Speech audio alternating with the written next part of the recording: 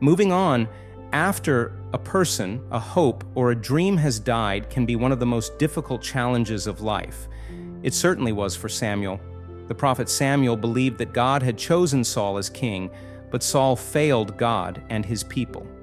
Now, God was ready to select a new king, but Samuel was dragging his feet.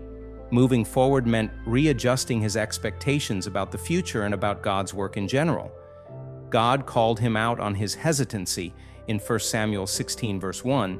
Then Yahweh said to Samuel, How long will you mourn about Saul? I have rejected him from being king over Israel. Fill up your horn with oil and go. I will send you to Jesse the Bethlehemite, for I have chosen a king for myself among his sons.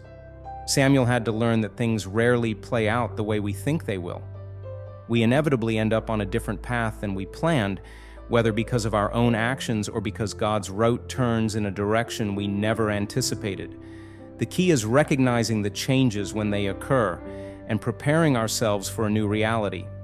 Clinging to misguided expectations can drive us into the ground, effectively driving God's work out of us.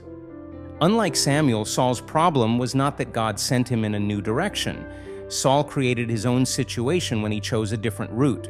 He disobeyed, and God responded by taking away from Saul what was his to steward but not to own, a kingdom.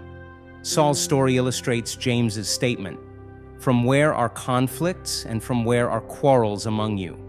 Is it not from this, from your pleasures, that wage war among your members?" James 4 verse 1. But Saul's ultimate responsibility did not lessen Samuel's pain.